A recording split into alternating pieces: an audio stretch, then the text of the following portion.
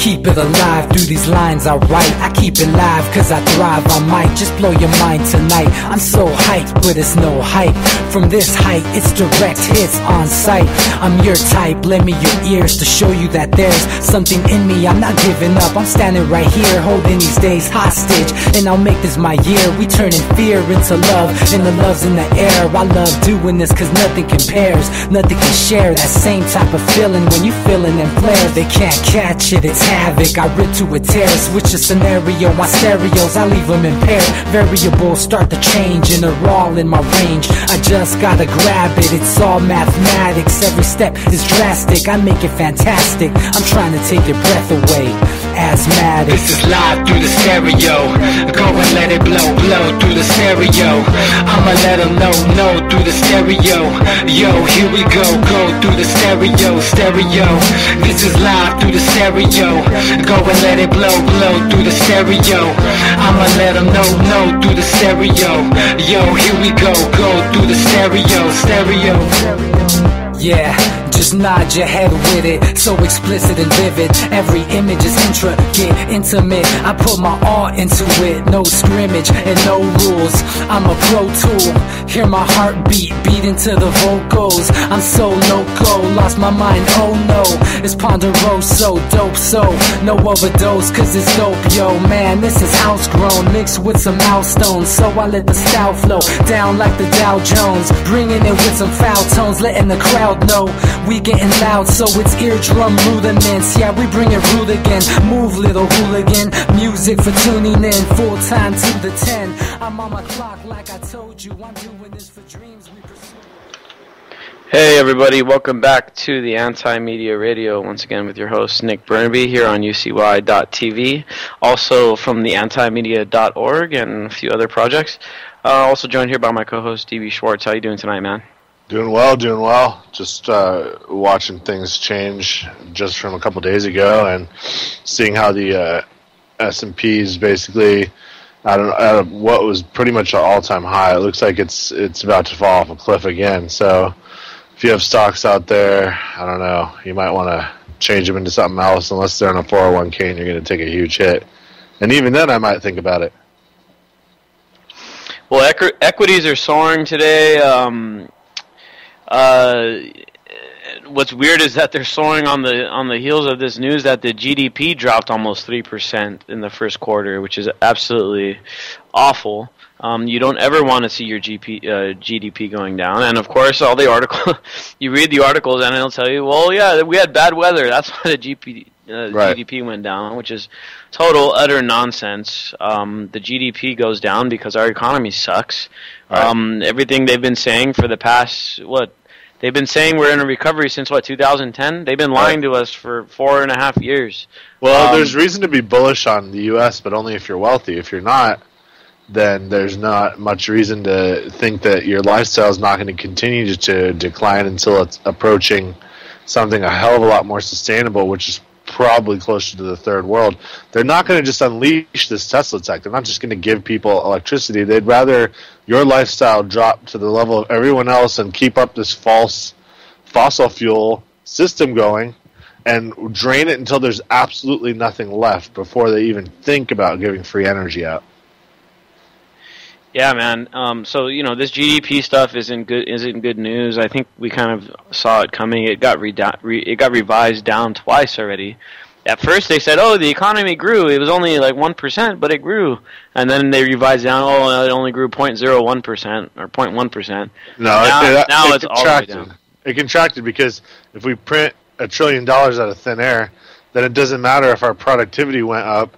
The value of the currency went down, and only people holding massive hard assets worldwide, like the global elite, have benefited from what's going on. Everybody else that I know, unless they've gotten promotions at work, buys less, goes out less, can't afford new things, can't move, and it's a reality.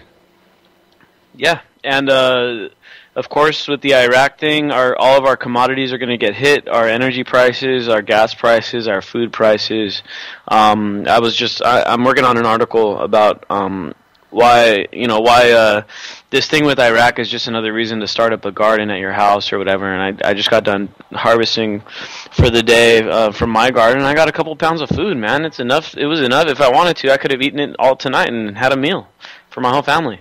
I mean, as these gas prices start to soar, I've shown before in a few articles, if you guys want to look them up, they're on the Anti-Media. Just Google antimedia.org and gas prices and food prices. It'll probably be the first hit.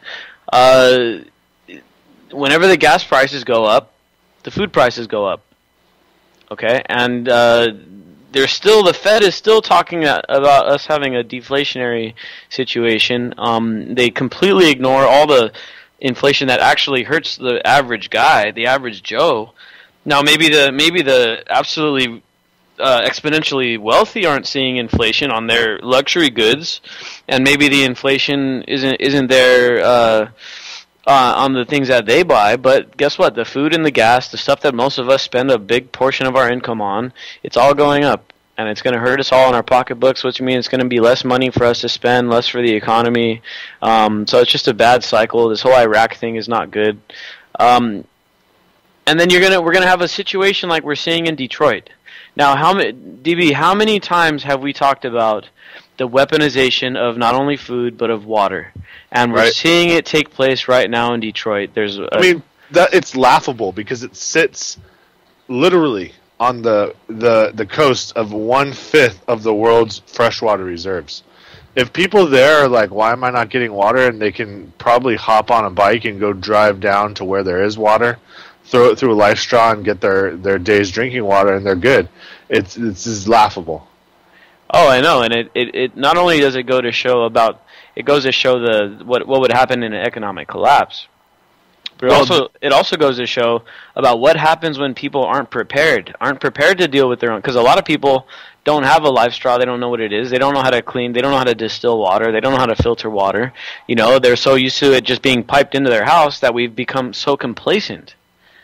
Yep. I mean, the absolute worst part about it too is that if you're shutting off service to 150,000 people, there's no way that within that block 100% of people didn't pay. I mean, you're punishing an entire section of economic pretty much delinquency when there's probably at least 1/4 of the people in there that are probably, they're struggling paycheck to paycheck, but they're paying. I mean, and so this is where it comes. This is where Agenda 21 rears its ugly head. If you allow a governing body that's global to make decisions on a regional level, they're going to make it for the good of themselves and their lackeys and their cronies within that community, and that'll be it. Everyone else is going to get left to hang out to dry. Yeah, man, and people are kind of I've seen a few people applauding this UN move where the UN's trying to go and intervene. Well, who the hell do you think runs the UN? And now here's this is the thing to me that is the most hypocritical. Is that we just got done sending billions of dollars to Ukraine. Okay? And the Ukrainian regime, rife with neo-Nazism, central banking cartels, all this nasty stuff. And guess what? We had no problem sending them some money, did we? We got no problem cutting a couple extra checks for the Iraqis, do we? But we can't give our own damn people some water? This is ridiculous, dude. Yeah, I mean, people have no clue of what's going on, unless you're, I guess, a political news junkie and a current events junkie, which I hate to say it because it's like saying organic and conventional food. It's putting a label on what you should already be, which is informed about world events that are going to affect you. They could lead you to war. There could be a draft. People may go die. For what? Because there's a global repositioning of resources. There's a fake lack of resources. When they say that oil is a commodity that's running out, we don't need it. So who cares? That's a moot point. All of these things are moot points because we just don't need to follow these guys anymore, and we just do it because people believe the media. That's part of our mission, Nick, is getting them to stop watching TV, listening to the radio, and reading newspapers and magazines that are all corporate-owned, and listening to people that actually dissect things, I don't know, with a grain of logic. Exactly, and all these events, and you and me, it's not that we have some kind of special powers or these special sources. Yeah, sometimes we get some great sources and stuff, But it's the ability to sit back and just look at everything that's being presented with a grain of salt, you know, and to try to apply a little bit of common sense to it. Now, everybody knows we've been in Iraq since the 90s, at least physically and militarily we've been over there. We've had a sketchy relationship with them since at least the 80s and stuff. And what has all of our intervention done? Nothing but cause more and more and more problems. It's befuddling because if you agree that we went over there to stop terrorism, well, I don't know, I can't really reach you then because you're so far down into the rabbit hole you can't and don't want to come out. But if you still think we're over there because of oil and it was manufactured, again, I have to say you're barking down the wrong tree because now we're exporting oil. So we're not over there for the oil. It's nothing to do with that. It's just geopolitical games. It's pretty much carving the Middle East up so that nothing can ever disrupt the flow of oil for big corporations that sell it to us who keep sucking it down and we don't need to. And that's it. Yeah, and now, you know, they've got all these holy sites out there too. Okay, and I think we touched on this a little bit last week, or last show actually. You know, you got all these holy sites in Baghdad. It's the ancient Mesopotamia area. There's a bunch of holy Islamic sites, just like with Israel, and we have Israel as this kind of holy land that we must protect at all costs. And so whether or not that has something to do with it, I don't know, but I wouldn't put it out of the equation. And whether it's these weirdos that run things, these weird cultish frat boys that think that they're smarter than the rest of us and better than the rest of us and think they deserve to live more than the rest of us, whether it's part to do with their mystical beliefs or whatever, I mean that could also play into this whole thing. And the fact that they want to be able to control these holy sites and be able to channel the energy that comes in through these holy sites, I don't know. Why were we in Egypt? Why did we prop up the Egyptian cartels and the Egyptian dictators and the Egyptian military for so long? Is it to keep tabs on those pyramids? I have no clue. But it's not. I think that we're in too many of these places for it to be coincidental. And if you look back, now remember, the Nazis were very, very interested in the esoterics and in the holy sites and in the pyramids and all that stuff. Right. And then if you want to keep looking at it, I looked a little bit this week into Operation Paperclip, did a little reading up. If you know about Operation Paperclip, where the Nazis got all the brains of the Nazis got brought over to the U.S. to work for us, well, then it kind of makes sense that they'd want to go and immediately secure Israel, and it makes sense that they'd want to have their goons in charge in Egypt, you know, because maybe these guys are trying to use these places to use the energy that is at these places or whatever for their own deeds and for their own manipulation, their own power. I mean, not only that, but there's ancient tech that still worked. I mean, there's been a soldier who's disappeared after finding something in a cave, and you can look that stuff up. Flying machines, apparently one of Da Vinci's earliest helicopter working models was somewhere there, and somebody wanted that, and because it had access to different kinds of alien techs, all kinds of different things.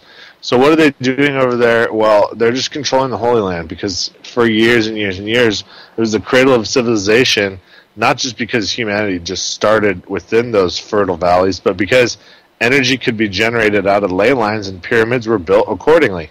And so there really is real power. There's real power in a lot of sites. You know, Machu Picchu is one. There's many of the great wonders of the world lay upon a convergence of these lines. So it's real power. You know, if oil and gas and all these things we burn that have been pooling up in the world stopped, the elite still have an infinite power supply, and that's what it's all about.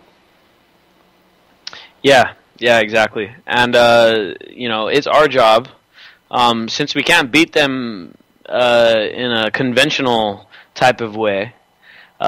Just like in Vietnam, if the Vietnamese soldiers decided to go and fight us conventional warfare and you know, battle it out head to head, they would have lost immediately.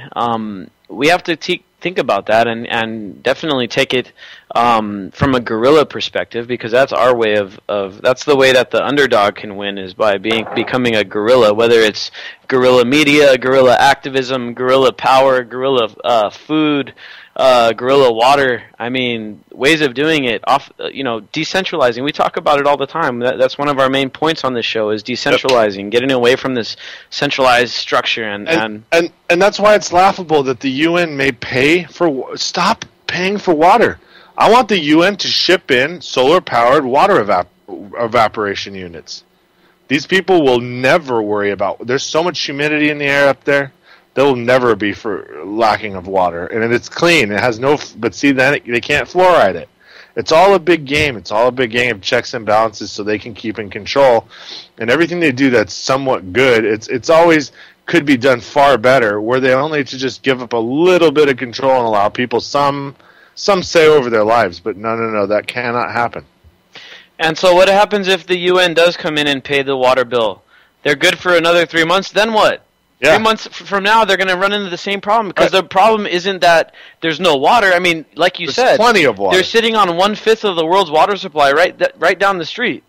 Okay? So it's not that there's not enough water, it's the fact that the people just don't have access to the damn resources, because the resources are overly centralized and the wealth disparity is completely gone wild. So it's not that we need to go in there and pay these people water. We need to give them the means of getting their own water. Even if we were to assume that payment goes to a water company because it needs to have, obviously, workers who will maintain and continue to improve the systems and new equipment and such, there's nobody on Earth that can go even 3 days without a drop of water. You can't do it. So things like this, like I always love to say, these Maslowian principles, when communities see massive parts of them basically cease to have service, how can they just sit there and let that happen? Michigan is a pretty big state, and 150,000 people is still a sizable chunk of Detroit. If not, maybe, I don't know how many people live in Detroit. Can't be much more than 500,000. So, I mean, this is huge. And if it happens to them, do you not think it will happen to you? Do people are they so naive to think they can keep their job and their way of life when things are changing so fast? If you're not protecting people marginalized now, you will be one of them later unless you're rich right now. Exactly, man. And that's one of the things that I wanted to talk about, is that the situation in Detroit is just a little microcosm of what the whole country is experiencing. They got it first, because they were 99% of their economy was based on manufacturing, right? Just like the US, I mean, post World War II, I mean, I don't know, 70% of our economy, maybe more, was probably based on manufacturing. And now we hardly have any manufacturing left, which means that we're not exporting that much stuff. The only thing we're exporting now is military. Do you know where we were at after World War II in 1945 as far as our economy? We controlled 50% of the world's hard resources that were manufacturable, and of that we manufactured 100%. So we manufactured roughly half of the world's exports. That was why the 50s were a golden era. That was why. So you have to provide something for the world to get something back.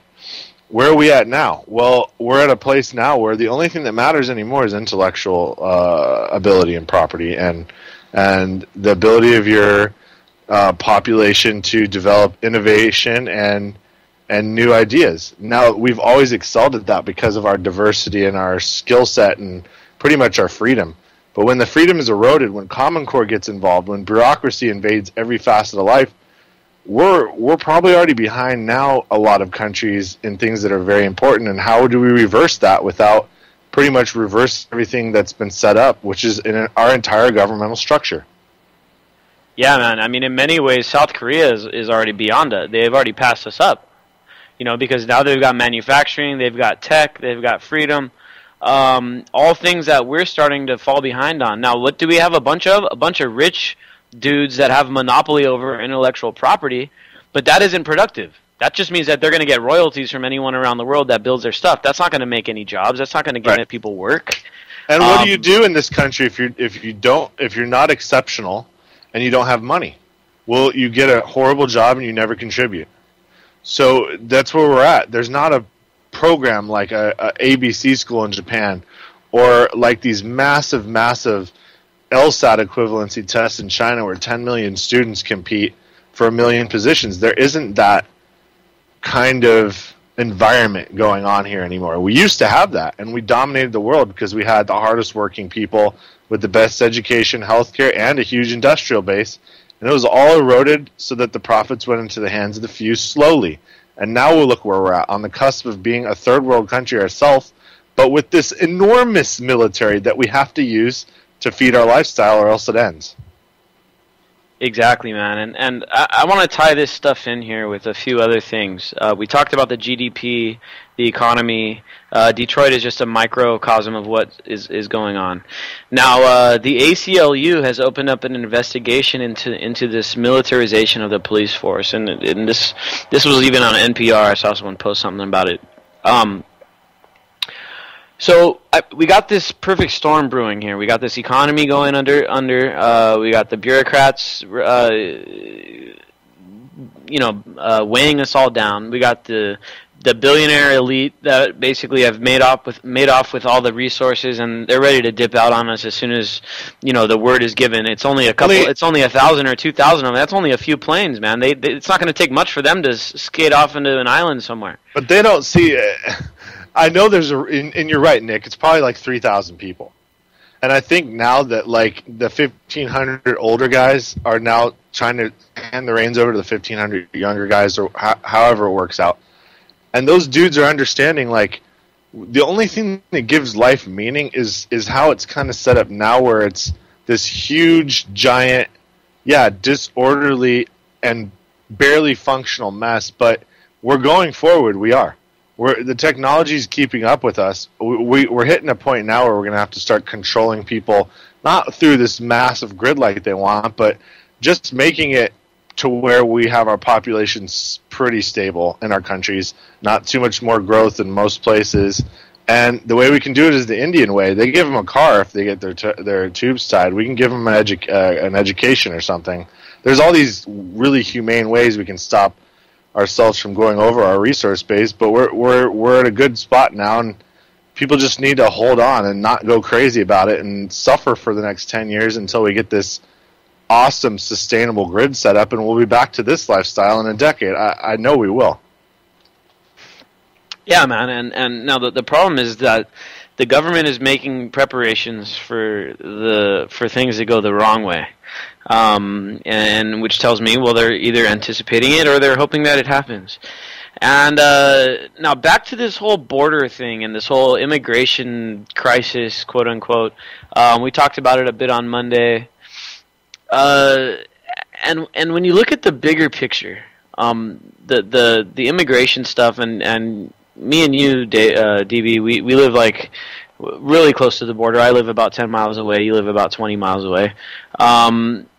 But believe me, if there was this invasion like they're saying there is on TV, we'd all be seeing it. We'd all be seeing, and we'd be all. And boo-hoo if we do. Boo-hoo if it is. I mean, how much land do we take, man? I mean, the War of Mexico, we took what, like a half of their land. So half of the country, yeah. So like, who are we to complain? Now here's the thing, for me. First of all, I'm not a huge believer in borders or anything like that. But this is the scary part, is that these guys are fostering up this angst amongst the right mostly. The conservatives, the Republicans, and all these guys, even some quote-unquote libertarians. And they're just like, dude, we need to do something about this border. We need to go build it up, militarize the hell out of it. Was it Texas or Arizona that deployed? It's Arizona. It's deployed not Texas. A bunch of National Guard forces and stuff. Right. Now this, to me, in my opinion, the way I look at it, it all ties in with all this economic stuff. It ties in with the militarization of the police force, because this border isn't being built to keep the Hispanics out. It's being built, I think, to keep us in. It's the new Iron Curtain, and they don't. The government knows that if they don't build an Iron Curtain, just like the Soviet Union had to, because when everyone's trying to get out of the Soviet Union, what are they losing? Tax base. They're losing their tax base, and that's the most important thing for the government is to retain their tax base. And they know that if things go really south over here, then Americans are going to be trying to dip the hell out. And that's when they're going to say, okay, no more passports, no more going overseas, no more trying to cross the border. You know, so I don't want this fence because I don't believe in militarization and I don't believe in borders. And I understand a lot of people do. A lot of people that don't like the government at the same time want the government to control the border, which to me just doesn't make sense. If you guys want to talk, I'm definitely willing to debate people on this. If you guys want to debate on this, call us up, 718-717-8296. Once again, it's an emotionally charged issue, Nick, and a lot of people have strong opinions that don't even really live close to the border, don't really have friends that maybe grew up there and haven't heard both sides of the story. It's a living hell down there in a lot of places, especially if you're not wealthy. And then if you are wealthy, you have to be worried about being kidnapped. And what we're seeing now is literally an insurgency of people fighting back against cartels that were in league with the government. And guess what? The curtain's been pulled up. And the average citizen now has proof that their own federal government has been in cahoots with cartels. Now, what is that doing within their own military?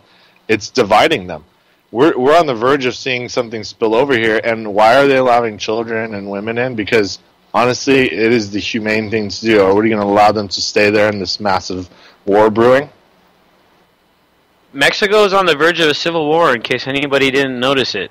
But it may not be as far away as people think, man, because they're having the same thing that's going on over there in Iraq, where you got a government that's in cahoots with the corporations, which down there are mostly cartels. They are still corporations. And then you got a bunch of people that are tired of it. And a bunch of people that aren't being represented, a bunch of people that are being robbed and stuck in these situations. I mean, how many people died? 65,000. 65,000. I believe that's what we lost in Vietnam, and that's probably not even close to it. How many bodies have been buried in the desert that no one has ever found, and how many disappearances are there? It's probably over 100,000. That's just a staggering number of people. And it's all fueled by this insane cycle of control grabs using whatever means necessary. Even the most crazy people in the world are used as pawns just to grab more control over more and more areas and resources. And another thing to remember about Mexico and much of Latin America is that it's a bunch of it is puppet government, man. We've overthrown or helped overthrow or at least tried to overthrow about 15 governments down in Latin America. So much of what's going on down there is a lot of it is blowback, and it's coming back to us. And now these people are trying to get the hell out because we've destabilized the region so bad that now they just can't even live down there without being under threat of being killed or being kidnapped, because we've been destabilizing it. Think about what we did in Chile. Because of our backing, they slaughtered 30,000 innocent people. Think about what we did in Panama, what we did in Cuba, Puerto Rico, Haiti. I mean, everywhere, man. The people US don't had really its understand. hand. People don't remember the gunboat diplomacy era. From like the beginning, actually, right before the beginning of World War I to like right before Hitler got into power, there was this kind of unprecedented time where in our hemisphere we literally had ironclad gunboats that we could go, and who can compete with us at all? Not Brazil. Nobody could compete with us, and we did what we wanted to the smaller countries using blockades. I mean, they were virtual blockades because you just only had to show up with one of these things, and the country's like, okay, we'll do whatever you want.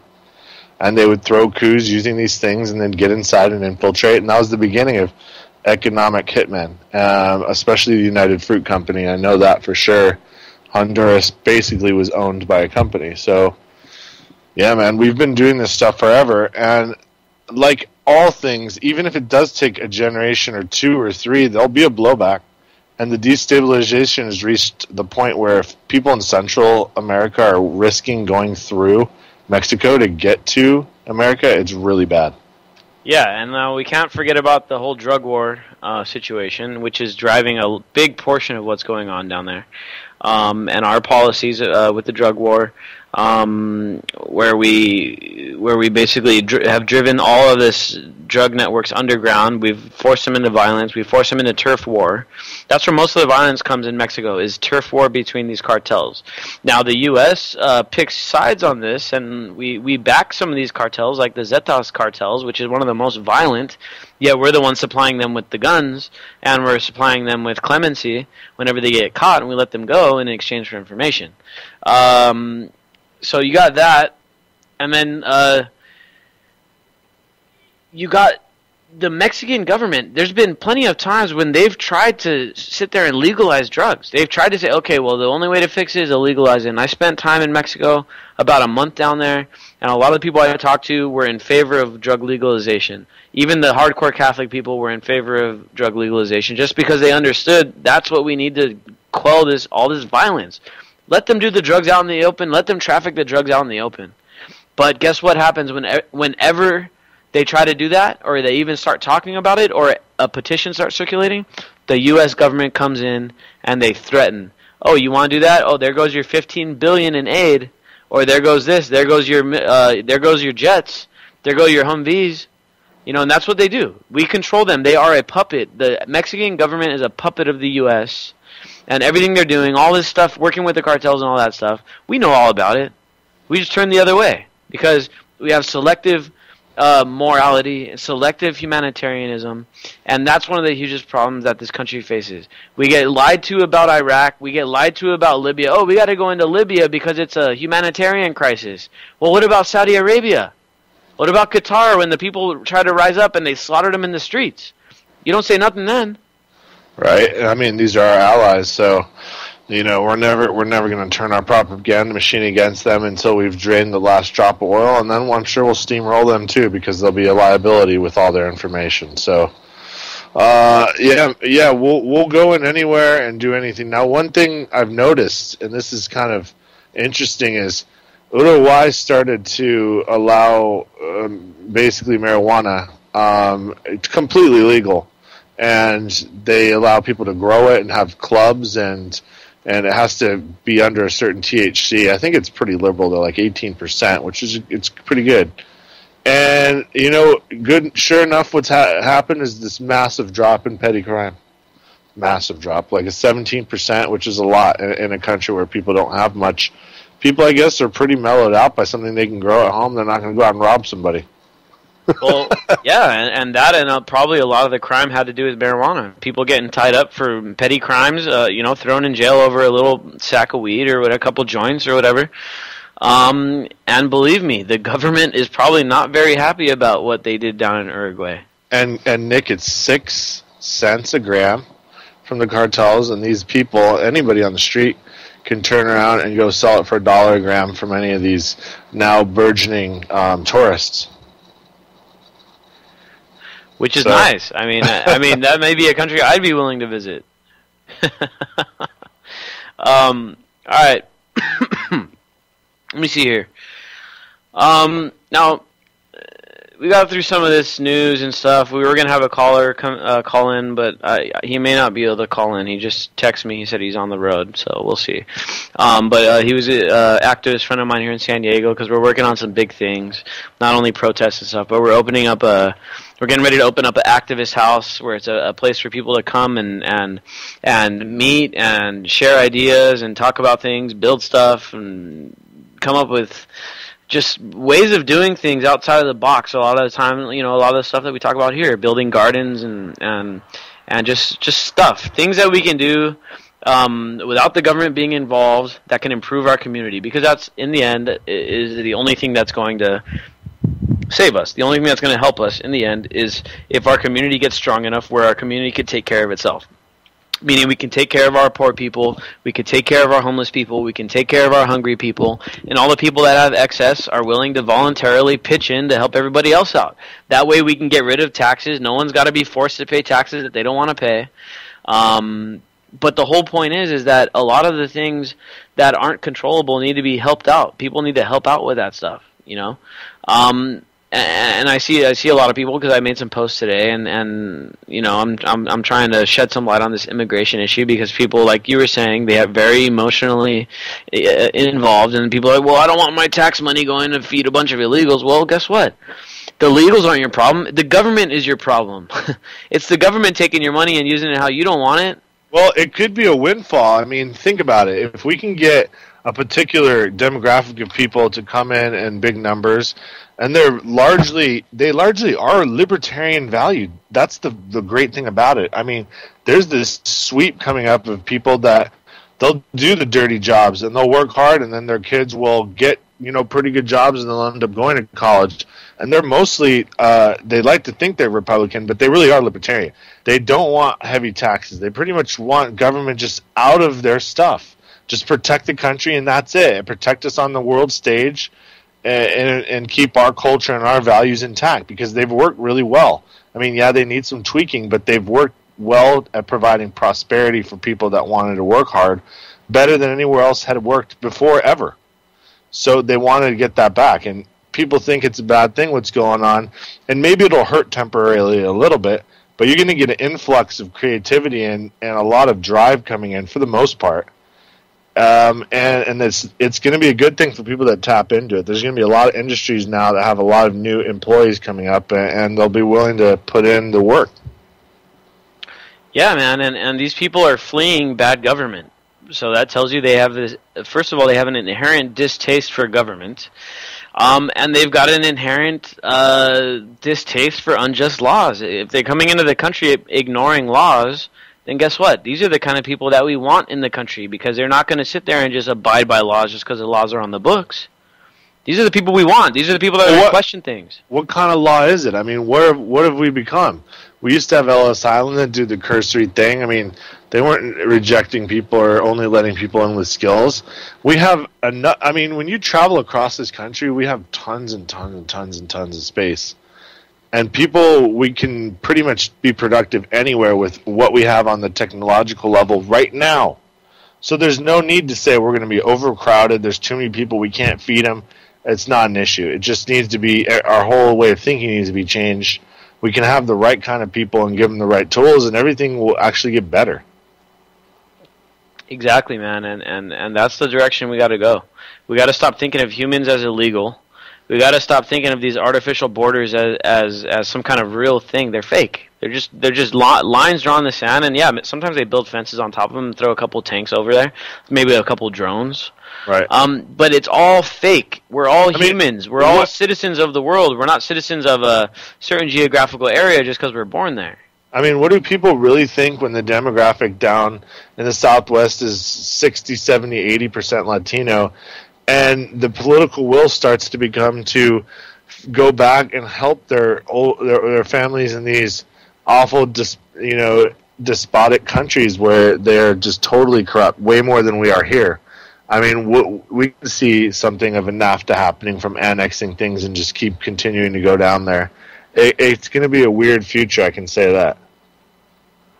Yeah, man. It really is. The propaganda is just going wild from the right.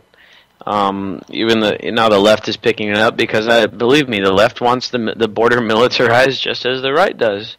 At least the establishment and the media, the superficial right and the superficial left, they all want the military. They all want the border to be militarized because that's what the government wants to happen, and they obviously go along with whatever the government does. Now, on to our next thing, and of course it's our main topic, and it probably will be for a while. Iraq. What do you want to go into about Iraq, man, before I jump into these talking points I have? Oh, man, just some of the terminology changing, why ISIS is no longer going to be known as that. They're now the ISIL. They're including the Levant, and I did a little research to find out what it was, and it's pretty much the Islamic Crescent from the Tigris to the Euphrates, and Israel is going to be included in there, and it is a caliphate, and that's what they want to establish. So it's well known now that the U.S. will use their internal strife to kind of break up Iraq into the trifecta. I know Kurdistan's already being drawn up in the north because they took over Tikrit, I think, up in the mountains. They just steamrolled Iraqi troops. So it's going to be like just all these micro countries most likely. I don't think these guys can bridge people together with the barbarity they've been committing on the average citizen for no reason. For no reason. You can't unite people with barbarity and a dark ages Sharia law. If you're going to be something like a theocracy, it's got to be like Iran, and you have to allow science and democracy to flourish under your guidance, not under your foot and gun and knife to your throat. Yeah, exactly. I mean, these guys. I mean, yeah, they may be able to carve out a swath of land that's north of Baghdad, east of Jerusalem, and Syria. But they're not going to be able to take over Turkey. They're not going to be able to overrun the Kurds. I mean, these poor Kurdish people, man. These guys are some of the most oppressed people in the world. They don't really have a homeland. They're stuck on the border between Iraq and Turkey and in this mountainous area. We know all about Saddam Hussein's bombing and gassing of the Kurds and all that stuff. The Turks have been persecuting these people just as long, if not longer, than the Iraqis have. So I mean, these guys are just completely screwed. But now, I mean, honestly, I'm kind of glad for the Kurds, man. They're carving out a little area for themselves, and hopefully, if Iraq does break up, they're going to have their own country, and they can maybe finally experience a couple years of peace before it all starts falling apart again. Yep, exactly. Erdogan's got to have to be completely beside himself. I mean, he's seen a lot of protests in his own country. People really despise him there, and he's got somewhere in the 30s for popularity, which is probably too high. And now he's going to have this little, basically micro country get formed with our support. I mean, I'm not saying we're arming them, but we're definitely not striking them, because they need to form some sort of buffer against the ISIL for Turkey. So even though Turkey may despise them and hate that they now have a big oil-producing city, and they're probably going to be pretty legitimate here soon and become Kurdistan, well, anything's better than allowing ISIL to spill into Turkey, because that's NATO territory. Yeah, exactly, man. Could you imagine them getting a hold of some of the stuff over there? I mean, they've already got a hold of some crazy things already. They already got the biggest oil refinery in the country. And one thing I saw today from Zero Hedge is they're moving in on Iraq's second largest dam. And that dam, guess what? It feeds a lot of Baghdad water. So apparently the soldiers that are holding the dam right now, the ISIL is encroaching on them, and they've been given orders that if they do lose the dam, to just bust the floodgates open and just let it drain. And even though there's villages and stuff downstream, that's something that the Iraqi government has already decided that they're going to let it happen. Even though they're going to wipe out, maybe hundreds, maybe thousands of people, but just to deprive these guys of their water, they're going to let the floodgates burst open. So that's one thing that we need to. That's another thing. How it's kind of related to this whole thing that's going on in Detroit, the weaponization of water, and to think of it, it's just such a brutal thought that you could deprive somebody of water as a weapon. I mean, that's brutal. It's torture. But they already made the contingency plans. Right. They've already done it. Well, here's the thing. Like, it's really awful, and it goes to partly our thinking, and then also the Iraqi government's, that again the centralization is going to end up being the probably literal end of some people, because they don't have enough or any water stored up. And this is the desert of deserts, man. We're looking right now at June. I mean, it's got to be awful, and with no water, people can go quickly 1 day, 2 days, and there'll be a lot of panic and craziness going on, and that's sure to destabilize. If Baghdad lost water, that would for sure make it an unbelievably chaotic situation. So, again, it gets back to the whole thing. Even in a place like that, these evaporators would probably work in the middle of the desert, and they have plenty of sun, so they have plenty of electricity and power to run the process. I can only imagine what it'll be like, man. It's just going to crush even our ability to do much if you have people with no water, and there's 2.5, 3 million people there.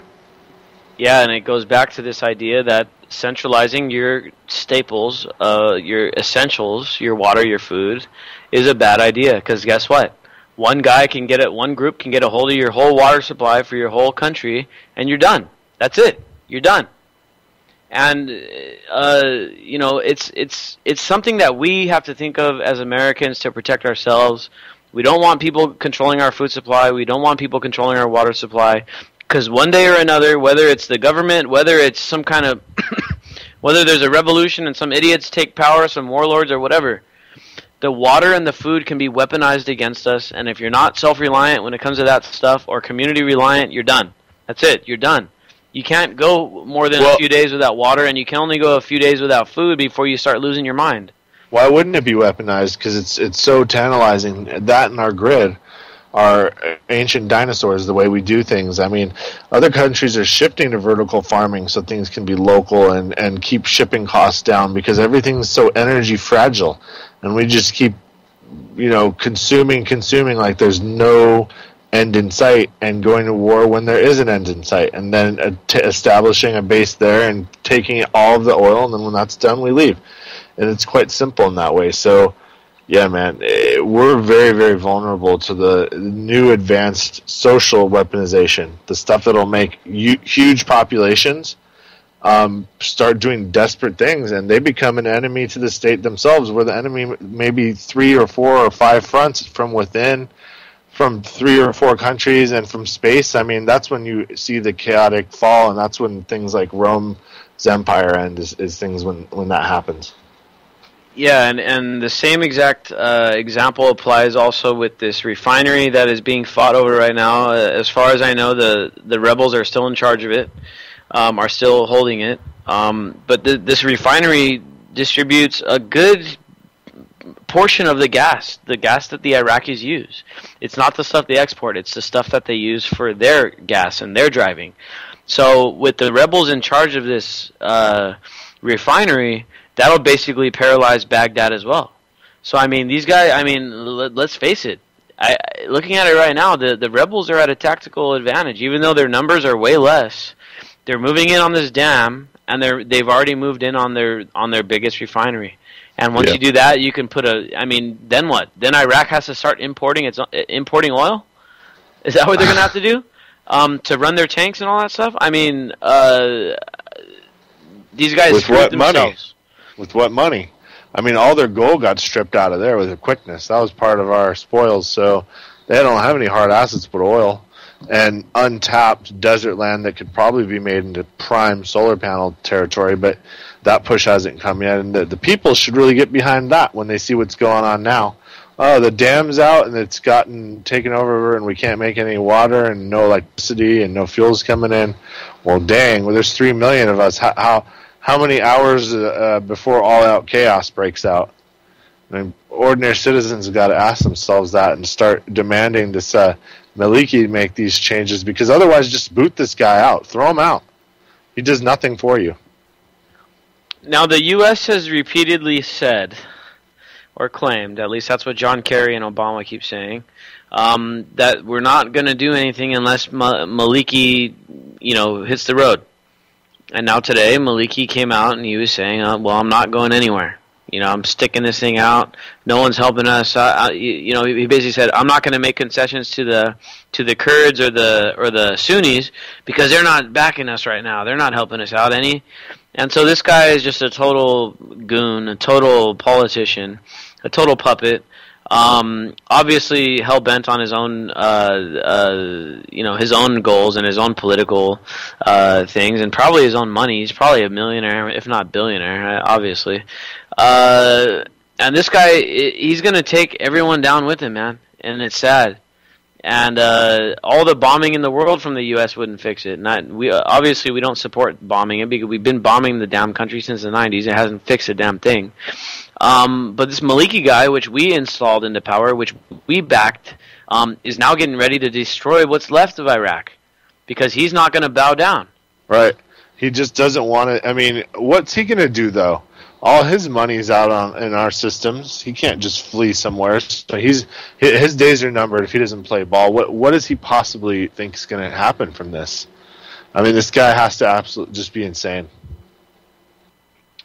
Now the rebels have now taken a border crossing with Jordan, which now is starting to really get close to our allies, because Jordan is one of our strongest allies in the Middle East. And now here's the ironic part about this whole thing with Jordan, and because these guys have already stated, the ISIL stands for, the L stands for the Levant. And Jordan is part of the Levant, so these guys obviously have their sights set on Jordan. Now, the thing that's ironic about this whole thing is that a lot of these militant guys were trained in Jordan by us. We trained them to fight against Assad, and so now our own training and probably our own weapons and our own money that we're funneling these guys via Qatar and Saudi Arabia.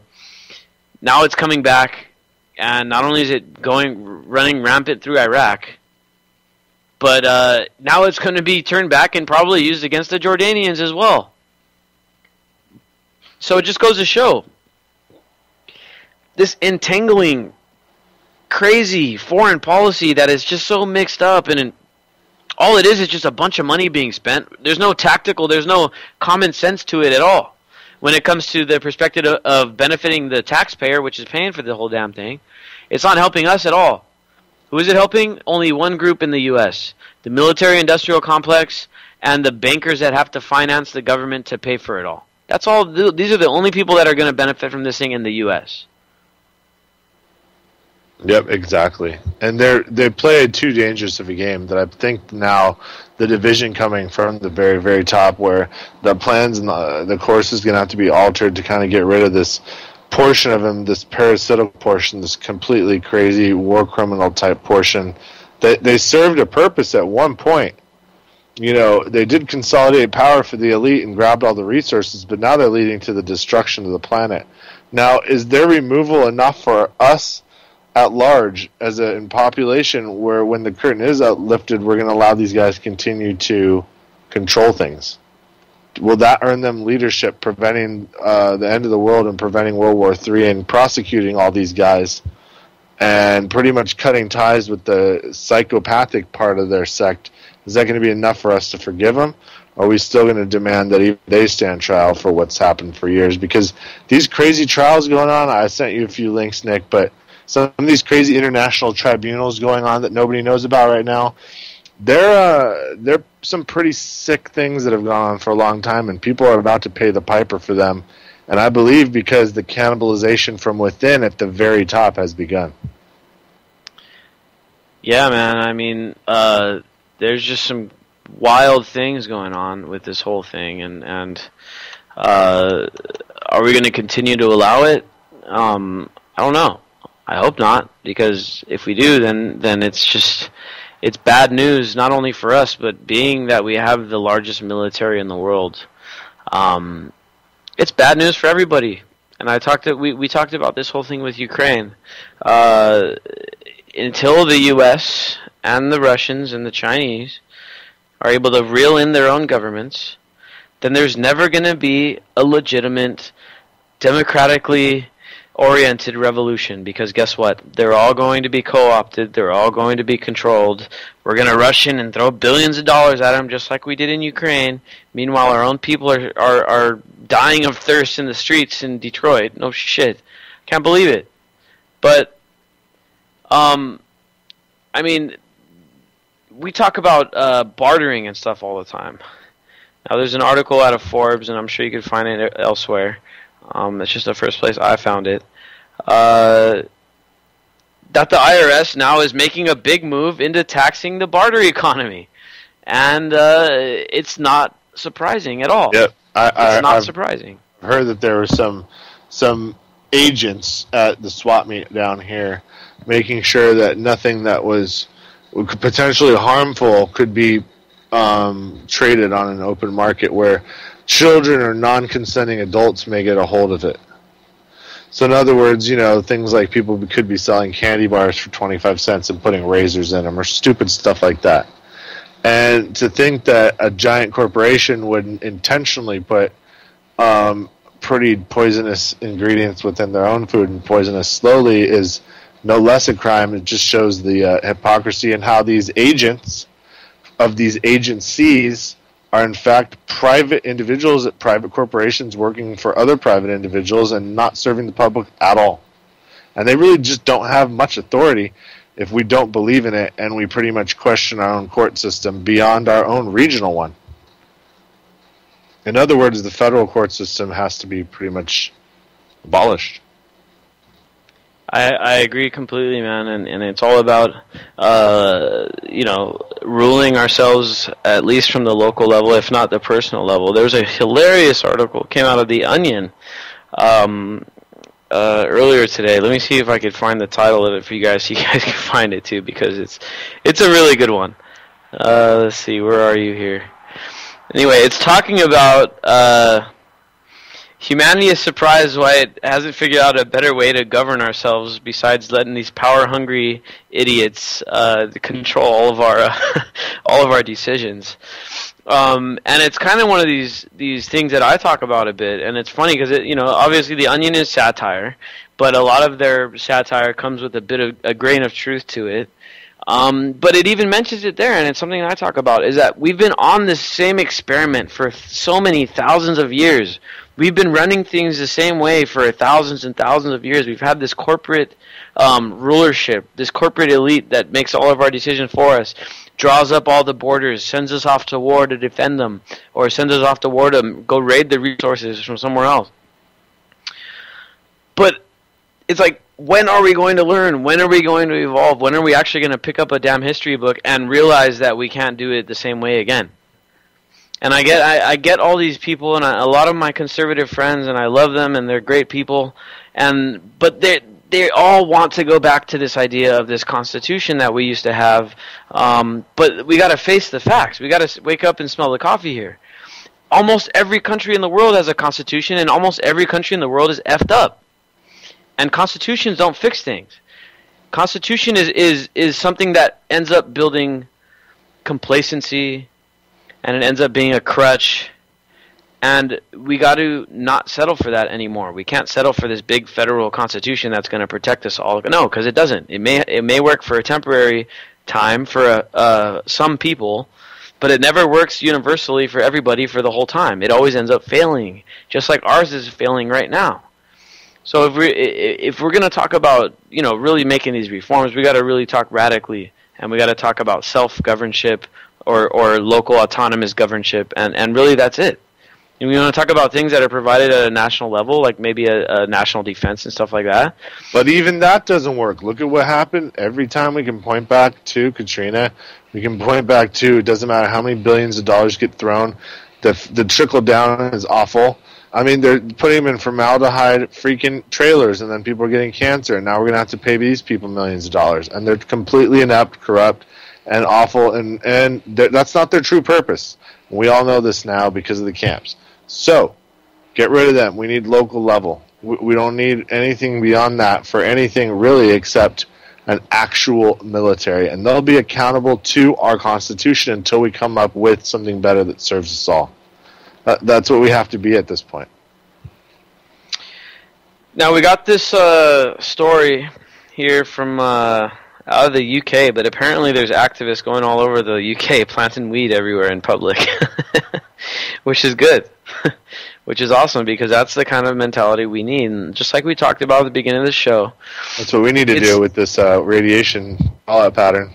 Yeah, and it's just like we talked about at the beginning of the show. It's the guerrilla mentality. Okay, now maybe in the UK you can't just go and get a couple of acres of land and just grow a bunch of weed, because the government would find you quick. But if you plant it everywhere, what are they going to do?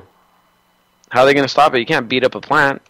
You can't arrest a plant that's just growing somewhere. So, I mean, it kind of leads back to what I think is the most effective form of activism, or ways of asserting the most amount of change.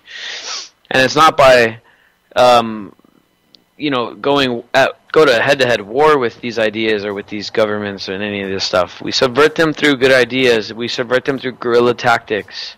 We subvert them through positivity. You know what I mean? We do good things instead of bad things. And I think that's the way that we can win this thing in the long run. It may take us years and years and years. It may take us hundreds of years. Who knows?